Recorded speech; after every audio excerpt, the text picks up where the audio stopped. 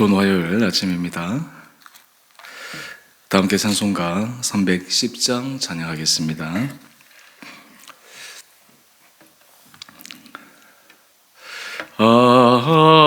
하나님의 은혜로 있을 데 없는 자 왜 구속하여 주는지 난 알 수 없도다. 내가 믿고 또 의지함을 내 모든 형편 아시는 주님 늘 보호해 주실 것을 나는 확실히 아네. 왜 내게 굳세 믿음과 또 복음 주셔서 내 마음이 항상 편한지 난 알 수 없도다. 내가 믿고 또 의지함은 내 모든 형편 아시는 주님 늘 보호해 주실 것을 나는 확실히 아네. 왜 내게 성령 주셔서 내 마음 감동해 주 예수 믿게 하는지 난 알 수 없도다. 내가 믿고 또 의지함은 내 모든 형편 아시는 주님 늘 보호해 주실 것을 나는 확실히 아네. 주 언제 강림하실지 혹밤에 혹낮에 또 주님 만날 그곳도 난 알 수 없도다. 내가 믿고 또 의지함은 내 모든 형편 아시는 주님 늘 보호해 주실 것을 나는 확실히 아네. 아멘. 오늘 말씀 요한복음 13장 21절에서 30절까지 말씀입니다. 예수께서 이 말씀을 하시고 심령이 괴로워 증언하여 이르시되 내가 진실로 진실로 너희에게 이르노니 너희 중 하나가 나를 팔리라 하시니 제자들이 서로 보며 누구에게 대하여 말씀하시는지 의심하더라. 예수의 제자 중 하나 곧 그가 사랑하시는 자가 예수의 품에 의지하여 누웠는지라. 시몬 베드로가 머리짓을 하여 말하되 말씀하신 자가 누구인지 말하라 하니 그가 예수의 가슴에 그대로 의지하여 말하되 주여 누구니이까? 예수께서 대답하시되 내가 떡 한 조각을 적셔다 주는 자가 그니라 하시고 곧 한 조각을 적셔서 가룟 시몬의 아들 유다에게 주시니 조각을 받은 후 곧 사탄이 그 속에 들어간지라. 이에 예수께서 유다에게 이르시되 내가 하는 일을 속히 하라 하시니 이 말씀을 무슨 뜻으로 하셨는지 그 앉은 자 중에 아는 자가 없고 어떤 이들은 유다가 돈꾀를 맡았으므로 명절에 우리가 쓸 물건을 사라 하시는지 혹은 가난한 자들에게 무엇을 주라 하시는 줄로 생각하더라. 유다가 그 조각을 받고 곧 나가니 밤이르라. 아멘. 좋은 화요일 아침입니다. 예수님께서 이제 십자가에 달리시기 전 결정적으로 예수님을 팔아넘긴 한 사람에 대해서 오늘 우리가 묵상하겠습니다. 바로 그 사람은 예수님의 12제자 중 한 사람인 가롯 유다입니다. 왜 하필 예수님의 제자 가운데 한 명이었을까? 참 이런 의문점이 듭니다. 쉽게 생각하면 예수님도 제자 양성에 실패한 것이 아닌가라는 지극히 인간적인 너무나 단순한 차원에서의 질문도 던질 수 있습니다. 전체적으로 말씀을 드리면 사실 이렇게 된 것은 성경의 말씀을 이루려 함이고, 또 하나는 하나님께서는 이 땅 가운데서 아무리 악이 승리하는 것 같고 악이 교묘한 것 같아도 그것조차도 하나님께서 하나님의 선한 사역에 이용하신다라고 하는 것을 보여주는 결정적인 장면입니다. 오늘 본문 말씀을 한번 보십시다. 21절 말씀을 보면 예수님께서 심령이 괴로워 증언하여 이렇게 표현하고 있습니다. 예수님께서는 제자 가운데 한 사람이 자기를 팔 것을 이미 알고 계셨습니다. 우리가 뒤통수를 맞는 그 순간에서도 맞기 전까지 그 사람에 대해서 모르면 좀 마음이 편하고 이후에 마음이 괴롭겠죠. 하지만 그 모든 것들을 예단하고 알고 그 가운데서 그 일이 일어났을 것을 바라볼 때 참 그 마음이 너무나 고통스럽고 괴롭기도 합니다. 예수님께서도 이 가룟 유다를 보시면서 참 마음이 너무너무 아프셨습니다. 다른 본문에 보면 예수님께서 이 사람은 아예 태어나지 않았다면 좋을 뻔하였다. 그 말씀은 가룟 유다의 존재 자체를 부정하고 부인하는 것이 아닙니다. 그만큼 그 가룟 유다의 하는 그 일에 대해서 깊은 연민과 안타까움이 있었기 때문에 가능한 것입니다. 사실 우리가 이 가룟 유다의 모습을 이해하기가 참 어렵습니다. 왜 그랬을까? 이전에도 이런 전조적인 현상이 몇 번 일어났습니다. 그 가운데 하나는 예수님께 향유를 곁들여 그의 머리에 붓고 머리털로 예수님의 발과 그것을 씻은 여인을 향해서 오히려 나무라는 그 사람이 가룟 유다였습니다. 그러면서 공개적으로 이것을 팔아서 가난한 자들에게 주면 오히려 더 나을 뻔하였다. 말을 들어보면 그럴싸합니다. 마치 예수님께서 공열 사역, 가난한 자를 도우시는 사역, 그것을 도와주는 것처럼 이야기를 합니다. 하지만 성경은 우리에게 분명히 알려줍니다. 가룟 유다가 그렇게 얘기한 것은 진심으로 그렇게 한 것이 아닙니다. 그는 돈꾀를 맡았기 때문에 다른 마음이 있어서 그 말을 한 것이라 우리에게 알려줍니다. 하지만 당시 제자들은 그런 가룟 유다의 속내를 제대로 이해했을까요? 왜 저럴까라고 머릿속에 생각은 하였지만 가룟 유다가 배신할 거라고는 전혀 생각하지 못하였을 것입니다. 지금 제자들도 그러합니다. 제자들이 예수님께서 괴로워하여 말씀하시는 것을 들을 때 그들도 참 마음이 혼란스럽습니다. 예수의 말씀을 한번 들어봅시다. 21절입니다. 내가 진실로 진실로 너희에게 이르노니 너희 중 하나가 나를 팔리라.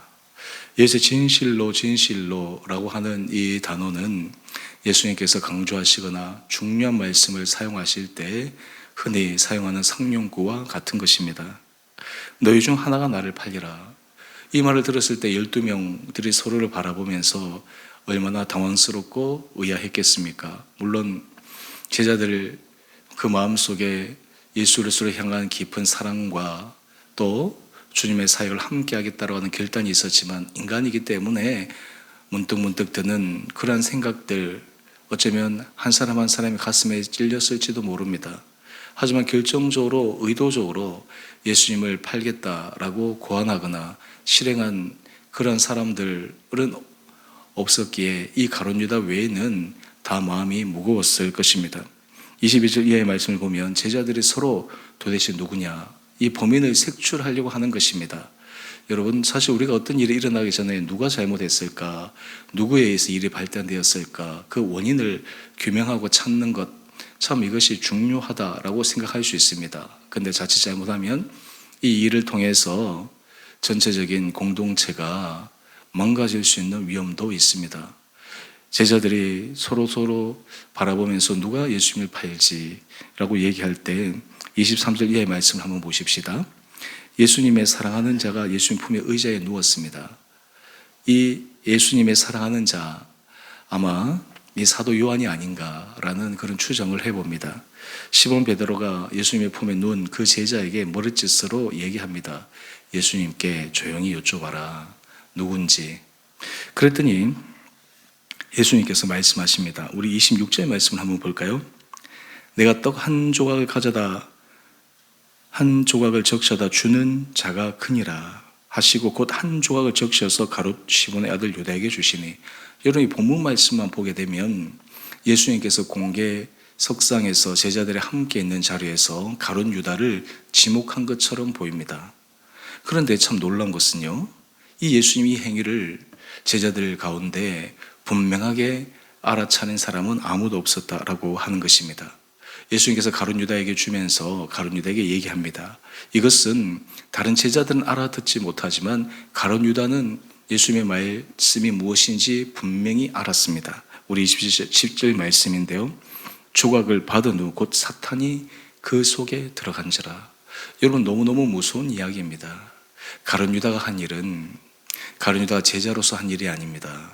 바로 그 안에 사탄이 들어가서 어둠의 흑암의 권세가 그 일을 하도록 부추긴 것입니다. 우리가 주의 일을 방해하거나 주의 일에 있어서 대척점에 서게 되는 그것은 참 조심스럽고 두려운 것은 그것은 개인 사람이 하는 것이 아니라 바로 그 안에 사탄이 흑암의 권세가 역사하는 것이다라고 하는 것을 분명히 알려줍니다. 가룟 유다도 그가 인간적으로 예수님의 제자로서 어떻게 예수님을 팔겠다라는 생각을 실행에 옮길 수 있었겠습니까? 그에게 사탄이 들어갔기 때문에 가능한 것입니다. 바로 이 예수 그리스도의 사역을 막기 위해 예수님께서 모든 하나님께서 맡기신 그 사명을 부르뜨리기 위해 이 흑암의 권세 사탄이 작용하고 있는 것입니다. 이때 예수님께서 가룟 유다에게 계속해서 말씀하십니다. 내가 하는 일을 속히 하라. 근데 이 가룟 유다의 입장을 한번 생각해 보십시다. 가룟 유다는 자기 안에 사탄이 돌아와서 흑암의 권세가 자신의 생각을 사로잡아서 이렇게 하는구나 라고 생각을 했겠습니까?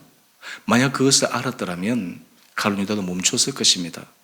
여러분 우리가 삶의 자리에 신앙의 자리에서 영적 분별이라고 하는 것은 참으로 중요합니다. 우리가 선악간에 분별하는 것보다 하나님 앞에서 이것이 정말 하나님이 기뻐하신 일인가 또는 이것이 하나님이 기뻐하시지 않는 일인가 라고 하는 이것을 구분하는 것이 너무너무 중요합니다. 어떻게 보면 확률적으로 50대 50인데요. 이 확률적으로 50대 50을 정확하게 구분해내는 것이 참으로 어려운 일입니다. 사실 이런 부분들을 제대로 해내지 못하면 나는 주를 기쁘시게 하는 일이라고 생각하면서 실제로는 반대 일을 하는 그런 우를 범할 수 있다라고 하는 것입니다. 그런데 재밌는 것은요, 이런 대화의 장면을 예수님과 가룟 유다는 정확하게 알고 있었습니다. 그런데 그 얘기를 대화를 들은 다른 제자들은 전혀 이해하지 못하는 것입니다. 전혀 예수님이 하신 말씀도 알지 못하고 또한 그 말씀을 듣고 나가는 가룟 유다의 행동에 대해서 앞으로 어떤 일을 할 것인지 예측도 하지 못합니다. 우리 28절의 말씀을 한번 보십시다. 이 말씀을 무슨 뜻으로 하셨는지 그 앉은 자 중에 아는 자가 없고, 어떻게 보면 참 다른 11명의 제자들의 마음을 가리는 것, 이것도 또한 하나님의 역사 가운데 하나가 아닌가라는 생각을 해보게 됩니다. 만약 그들이 이것을 분명히 알았더라면 인간적으로 사도 베드로 같은 경우에는 굉장히 혈기가 왕성한 그런 사람이지 않습니까? 가룟 유다를 자기가 제지하거나 또 아니면 싸우거나 또 다른 사단들이 일어날 수 있을 것인데, 하여튼 하나님께서 그들의 눈을 가리운 것입니다. 그들의 생각은 이렇게 합니다. 우리 29절 말씀 한번 보십시다. 얼마나 어처구니 없는 생각인가. 우리는 이렇게 생각할 수 있지만 그들은 이 생각이 당연하다고 했을 것입니다. 유다는 돈깨를 맡았기 때문에 명절에 예수님께서 하신 말씀은 우리가 쓸 물건을 사라 또는 가난한 자들에게 무엇을 주라 하시는지 그렇게 생각했다라고 성경은 기록하고 있습니다. 너무나 단순하게 보이지만 여러분 오늘 이 예수님께서 가룟유다와의 대화 또 그것을 듣는 제자들 또 예수님의 사역을 가로막기 위해 하는 사탄의 이 역사 여러분 이러한 여러 가지 요소들이 우리의 삶의 자리에서도 언제든지 끊임없이 일어날 수 있다라고 하는 것입니다. 어둠의 권세 사탄은 광명한 천사의 옷을 입고 귀에 속삭입니다. 그런데 그것을 구분해내는 것이 참으로 쉽지가 않습니다. 영적으로 깨어있을 때 그 안에 그 마음이 열려서 주께서 기뻐하신 일을 분명히 판단해낼 수 있을 것입니다. 여기서 우리가 이런 질문 한번 던져보십시다. 왜 가룟유다는 그런 생각을 하게 되었을까? 아마 여러 이유들이 있을 것입니다. 신학적으로 얘기하기를 가룟유다는 자신이 생각하는 유대의 해방과 구원 이것이 예수님의 사역과는 조금 다른 게 있었고 굉장히 현실적이고 또 돈 계산이 빠른 사람이었기에 어떤 의미에서 가장 인간적인 방법으로 그가 행할 수 있던 그 일이 어쩌면 가룟유다가 행한 일이 아니었는가라고 하는 것을 추정하기도 합니다. 그런데 궁극적으로 우리가 여기서 분명히 알 수 있는 것이 있습니다. 이러한 한 사람의 일탈 또 사탄의 역사 이것은 결코 하나님의 선한 역사를 멈추지 못합니다. 예수님께서 팔려가시는 것이 어떻게 보면 예수의 사역이 끝날 수 있는 일이라고 생각해야 할지 모르겠지만 십자가의 죽음은 결국 그것을 통과하여야지만 오는 부활의 한 과정의 일환이었다고 하는 것을 우리는 기억해야 합니다. 여러분 오늘 이러한 가룟유다를 대해서 예수님께서는 어떤 마음을 가지셨을까요? 미워하거나 적대하거나 또 공개적으로 이 가룟유다의 모습을 드러내어서 배척하거나 제거하려고 하는 마음이었을까요? 아닐 것입니다. 예수님은 오히려 이 가룟유다를 위해서 기도하셨을 것입니다. 긍휼히 여겼을 것입니다. 오늘 큐티의 제목을 한번 보십시다. 배신자를 향한 사랑과 배려. 여러분 이것은 참 어려운 일입니다. 배신자를 향해서 어떻게 사랑할 수 있고 배려할 수 있습니까? 이것은 사회적인 그러한 통상적인 관념과도 배치되는 것입니다. 하지만 우리는 말씀 안에 서 있을 때 이 예수님의 깊은 은혜의 사랑을 더 깊게 묵상할 수 있습니다. 오늘 이 아침 우리 한 사람 한 사람은 정말 주를 위하여 선한 일에 쓰임 받기를 간절히 소망할 수 있는 이 아침 되기를 원합니다. 또 우리가 섰다고 생각하는 그 순간 우리도 얼마든지 이 가룟유다처럼 주의 일에 대척점에 서게 되는 그 위험의 상황에 놓일 수 있는 연약한 자임을 기억하며 어떤 상황에서도 정말 주님 앞에 은혜를 구하며 믿음의 신실한 길을 걸어가는 귀한 하루하루 되시기를 주님 이름으로 축원드립니다. 함께 기도하겠습니다. 사랑의 주님, 오늘 이 아침 저희를 주 앞에 불러주시고 또 가룟유다를 바라보며 참으로 복잡한 마음과 무거운 마음과 또 가룟유다의 생각과 행동을 보면서 참 안타까운 마음이 듭니다. 사탄의 역사가 이처럼 너무나 교묘하고 무섭고 한 사람의 인생을 파탄시킬 만큼 얼마나 치밀한가 참 그것을 생각할 때 우리가 깨어 주님 앞에 살아가는 것이 얼마나 중요한지를 다시 한번 묵상합니다. 주님, 오늘 이 아침 우리 온 살아가는 성도들을 주께서 은혜 가운데 붙들어 주시고 날마다 영적으로 깨어 주님 앞에서 선한 길, 믿음의 길, 올바른 길로 걸어갈 수 있도록 우리를 주장하여 주시며 우리의 모든 삶이 또한 우리의 입술의 언어가 우리의 실제적인 행동이 정말 주를 위하여 선하게 쓰임받는 우리 온 복된 성도들 되게 하여 주시기를 우리를 사랑하신 예수님 이름으로 감사 기도 드리옵나이다. 아멘. 하늘에 계신 우리 아버지, 아버지의 이름을 거룩하게 하시며 아버지의 나라가 오게 하시며 아버지의 뜻이 하늘에서와 같이 땅에서도 이루어지게 하소서. 오늘 우리에게 일용할 양식을 주시고 우리가 우리에게 잘못한 사람을 용서하여 준 것 같이 우리의 죄를 용서하여 주시고 우리를 시험에 빠지지 않게 하시고 악에서 구하소서. 나라와 권능과 영광이 영원히 아버지의 것입니다. 아멘. 오늘도 믿음으로 승리하시는 복된 하루 되시기를 바랍니다.